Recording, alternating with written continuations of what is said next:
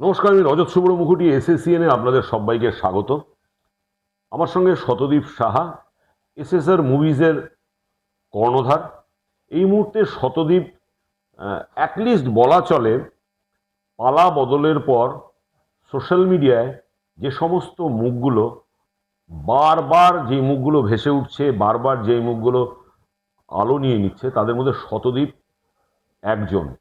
কারণ শতদীপ টলিপাড়ার সঙ্গে অত্যন্ত ঘনিষ্ঠভাবে জড়িত, কিন্তু তার পাশাপাশি শতদীপের আরেকটাও পরিচয় আছে। শতদীপ কিন্তু খুব ভালো ক্রিকেট খেলতো এবং শতদীপ ত্রিপুরার হয়ে রঞ্জিও পর্যন্ত খেলেছেন। তার ফলে আজকে যারা শতদীপকে এই ফিল্মি ওয়ার্ল্ডের গ্ল্যামার, প্রতিবাদ, আন্দোলন যার মাঝখানে দেখতে পাচ্ছেন, তার পাশাপাশি শতদীপের একটা ক্রিকেটিং ব্যাকগ্রাউন্ডও আছে। শতদীপ এই বেঙ্গল টি-20 লিগে সাঁচি রাট টাইগার্সের অন্যতম স্পন্সর। ক্রিকেটের স্বার্থে শতদীপ কিন্তু বারবার, বা ফুটবলের স্বার্থে শতদীপ বারবার কিন্তু হাত তুলে বলেছেন আমি আছি। শতদীপ, এখন তো খুব ব্যস্ত সময়। হ্যাঁ, একটু ব্যস্ত। এই যে টলিপাড়ায় যেটা হচ্ছে, এই টলিপাড়ায় যেটা হচ্ছে সেটা মানে এইটি এক্সপেক্টেড লাইনই হচ্ছে। দেখো, যা এত বছর ধরে আমাদের উপরে যা জোর জুলুম ছিল, সেটা তো কোনো না কোনো দিন তো এটা একটা শেষ দরকার ছিল। তো সেটা লাস্ট আগের মাসের 4 তারিখে তারই প্রতিফলন আমরা দেখতে পাচ্ছি, এবং তার জন্যই সব কিছু এখন হচ্ছে। এবং তারপর যা রেজাল্ট এখন একের পর এক দেখতে পাচ্ছি, যে যাকে তাকে মানে সবাইকেই অ্যারেস্ট করা হচ্ছে এক এক করে। তো সেটা ভালো ভালো ভালোর জন্যই হচ্ছে আমার মনে হয়। মানে এই যে এতটা direct political control over industry, এটা ইন্ডাস্ট্রিকে কতটা ক্ষতি করেছে? না, অনেক ক্ষতি করে দিয়েছে। সিপিএম আমলে কোনোদিনও এরকম ছিল না। সিপিএম আমলে কোনোদিনও ছিল না।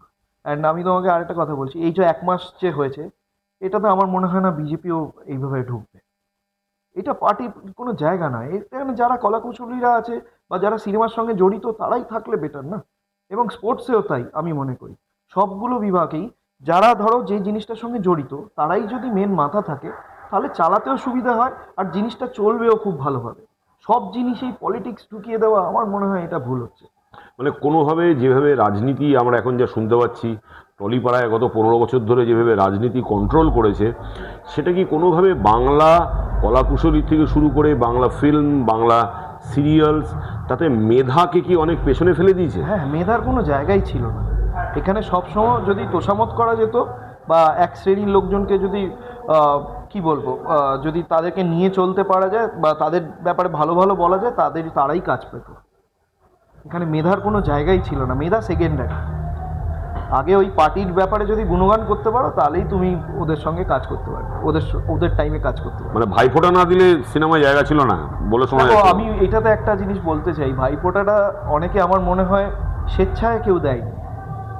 কোথাও গিয়ে যেন ভাইফোঁটাটা না দিতে গেলে যদি কাজ পেতে অসুবিধা হয়, সেইটার জন্য ভাইফোঁটা দিয়েছে। এটাও কিন্তু দেখতে হবে, কেন দেখো, প্রত্যেকটা আর্টিস্টেরই একটা কাজের একটা জায়গা আছে। তার যদি কাজটাই বন্ধ করে দেয়, তাহলে সে থাকবে কি করে, বাঁচবে কি করে? এরা সেটাই করতো। এবং আমি এরকমও শুনেছি, ধরো ভাইফোঁটাতে কেউ হয়তো অসুস্থ, যেতে পারিনি, পরে কিন্তু তাকে কথা শুনিয়েছে, তুই কিন্তু আসিসনি। এবার কোথায় গিয়ে সেটা ইম্প্যাক্ট পড়ছে, সেটা হয়তো ব্যক্তিগতভাবে আমার কিছু ইম্প্যাক্ট পড়েনি, আমি তো আর ভাইফোঁটাতে দেবো না। বাট যার হয়েছে তার কোথাও না কোথাও তো ইম্প্যাক্ট পড়েছে। সিনেমা হল পাওয়া, ফিল্ম রিলিজ, এগুলো কতটা এফেক্টেড হ্যাঁ, হয়েছে? ডেফিনেটলি। ওরা তো লাস্টের দিকে কোন সিনেমা কখন রিলিজ হবে সেটাও ডিসাইড করছিল, কোন সিনেমা কোন শোতে চলবে সেটাও ডিসাইড করছিল। এবার মানে হল মালিকের যে কি কাজ আমি বুঝতে পারছিলাম না তখন। সেই টাইমটা মানে খুব একটা মানে কষ্টকর সিচুয়েশনের মধ্যে দিয়ে আমরা যাচ্ছিলাম। আচ্ছা, এবার যদি আসি যে তুমি তো স্পোর্টসের সঙ্গে জড়িত, স্পোর্টসের তুমি স্পন্সরশিপে আসো, স্পোর্টস যেখানে যে জানো জানো যে বিভিন্ন সময় স্পোর্টস, তাতে তুমি এই স্পোর্টসে ইনভেস্ট করা বা স্পোর্টসে পাশে দাঁড়ানো, এর ব্যাপারে কখনো তুমি কোনো রকম বাধা বিপত্তি পেয়েছো? হ্যাঁ, হ্যাঁ। আমি তোমাদেরই বেঙ্গল সুপার লিগ, যেটা আমাদের লাস্ট ইয়ারে তোমরা স্টার্ট করেছো, সেখানে যখন টিম নেওয়ার ক্ষেত্রে আমার সঙ্গে যখন কথা হয়, অনেকটা আমরা এগিয়েও যাই। আমরা ইনফ্যাক্ট কোচও ফাইনাল করে ফেলি যখন আমি বসি। তো তখন আমার কাছে কিছু ফোন আসে, এবং ফোনে স্টেটও আমাকে বলা হয় যাতে এই টুর্নামেন্টে যাতে আমি কোনো টিম না নিই, বা এই টুর্নামেন্টের সঙ্গে যাতে আমি জড়িত না থাকি। তো আমার কাছে খুব একটা প্রবলেমের জায়গা আমার এই জন্য, কারণ এই টুর্নামেন্ট তোমরা যেরকমভাবে অর্গানাইজ করছো, এই টুর্নামেন্টটা আমারও কাছের। বিকজ স্টার্টিং পয়েন্ট থেকে যখন টুর্নামেন্টটা একটা হচ্ছিল বা ডিসকাশন হচ্ছিল, সেখান থেকে আমিও আমি খুব খুশি হচ্ছিলাম যে এরকম একটা ফুটবলের জন্য আমাদের রাজ্যে এরকম একটা টুর্নামেন্ট যদি হয় জেলাভিত্তিক, তাহলে জিনিসটা যেন খুব একটা ভালো জিনিস হবে এবং ফুটবলটার একটা অন্য মাপকাঠি তৈরি হতে পারে। আমরা খালি ইস্ট বেঙ্গল, মোহনবাগান, মোহামেডান বা আরও কিছু টিম নিয়ে আমরা ভাবনা চিন্তা করছি। এখন যদি আরও গ্রাসরুট লেভেলটা ঠিক করা যায়, ডেফিনেটলি এইখানে আরও একটা প্লেয়াররা খেলতে পারবে। ইস্ট বেঙ্গল মোহনবাগানের একটা সাপ্লাই লাইন তৈরি হবে, বা অন্যান্য টিমগুলো যারা ধরো আইএফএসএল খেলছে বা উপরের লিগ খেলছে বা আইএসএল খেলছে, তাদের জন্য একটা সাপ্লাই লাইন তৈরি হবে প্লেয়ারদের। তো আমি প্রথম থেকেই আমার খুব ইচ্ছে ছিল, বাট কোনো কারণে সেটা শেষ পর্যন্ত যখন এইরকম টাইপের ফোন এলো আমার কাছে, আমিও দেখলাম যে এই ব্যাপারটা অতটা ইয়ে নেই। আমি উপর দিয়ে আমি ছিলাম, আর আমার কাছে কোনো অপশন। এটা তো মানে বিস্ফোরক অভিযোগ। হ্যাঁ, ডেফিনেটলি আমার কাছে ফোন এসছে যাতে এই টুর্নামেন্টে কোনো টিমে আমি যাতে না থাকি। মানে আমরা এখন দেখছি যে আইএফএ বিভিন্ন রকম প্রেস মিট হচ্ছে। স্বরূপ বিশ্বাস সে আইএফএর সঙ্গে জড়িত ছিল, তাতে পার্টিকুলার ডায়মন্ড হারবার ক্লাবকে তাদের একটা নির্দিষ্ট মাঠ পেতে বা তাদের জন্য কলকাতা এ ডিভিশনে ঢোকানোর জন্য বিভিন্নভাবে পেছন থেকে কলকাঠি নাড়া হয়েছে। তার মানে খেলার জগৎটাও মারাত্মকভাবে কন্ট্রোল ছিল ইনফ্যাক্ট বাই বিশ্বাস ব্রাদার্স। ইনফ্যাক্ট তখন আমি যখন জানতে চাইলাম যে আপনি আমাকে কেন আটকাচ্ছেন, তখন আমি জানতে পারলাম যে উনি আইএফএস ভাইস প্রেসিডেন্ট। তখন আমি মনে করলাম, আরে উনি তো ফুটবলই খেলেননি জীবনে, উনি আইএফএর ভাইস প্রেসিডেন্ট হয়ে গেলেন।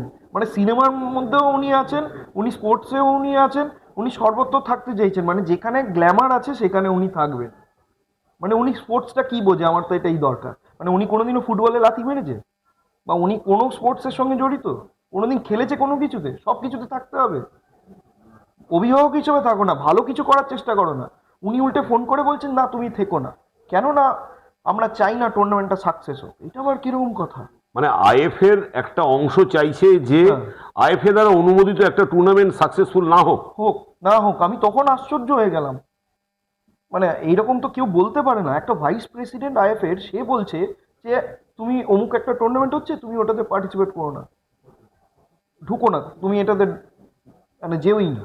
মানে বেঙ্গল সুপার লিগ, যেটা এত বড় একটা লোথার ম্যাথাউসকে আনা হলো, বাংলার ফুটবলের সামগ্রিকভাবে উত্থানের জন্য এত বড় একটা ইনিশিয়েটিভ না হলো, তাতে আইএফএর ভাইস প্রেসিডেন্ট বলছেন যে এটায় ডোন্ট বাই আ টিম, তুমি এটা ঢুকো না, তুমি এটাকে সফল করতে দিও না। মানে এটা এটা কতটা অদ্ভুত।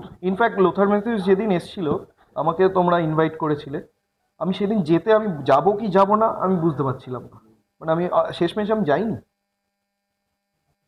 কারণ কোথায় কি নিয়ে আমাকে আবার কোথায় ডাকবে, আবার কি করবে, আমি এগুলোতে জড়াতে চাইছিলাম না তখন। কারণ আমার একটা ইন্ডাস্ট্রি, মেন যেটা আমার কাজ সেটা হচ্ছে আমার সিনেমা নিয়ে। তো একটা খেলা নিয়ে আমি কতটুকু আমি লড়তে পারবো। সো এখন কি মনে হচ্ছে যে এই পরিবর্তনের পর, যে প্রথমে যে আমি টলিপাড়ায় যাই, টলিপাড়ায় সেখানে রূপা গাঙ্গুলি আছেন, সেখানে রুদ্রনীল আছেন, সেখানে হিরণ আছে এবং পাপিয়া অধিকারী আছে, এই চারজন আছে। কি মনে হচ্ছে যে এটা কি আবার এবার কতটা খোলা হাওয়া, কতটা মুক্ত পরিবেশ থাকবে বলে মনে হয়? তুমি এদের সঙ্গে খুব ক্লোজলি কথা বলছো। না, আমার মনে হয় ওরা আগের মতন এরকম করবে না কেউ। এরা যথেষ্ট ম্যাচিওর্ড এবং এরা ম্যাচিওর্ড ডিসিশনই নেবে। আগের মানে যেভাবে ওরা চালিয়ে এসছে তৃণমূল গভর্নমেন্ট, আমার মনে হয় না বিজেপিরা এরকম করবে, একদমই করবে না। ওরা ডুববেই না। হোয়াট অ্যাবাউট খেলাধুলোর মঞ্চ? খেলাধুলাতেও ওরকম করবে না। তুমি দেখতেই পাবে, তুমি নেক্সট 3 মাসের মধ্যে তুমি অনেক কিছু চেঞ্জেস দেখবে। খেলার মধ্যে ওরা ঢুকবে না এইভাবে। মানে বলা যায়, এটা দিয়ে শেষ করা যায় যে ইফ পার্টস পারমিটস, তাহলে শতদ্বীপ এবার বিএসএল একটা টিম কিনতে পারে।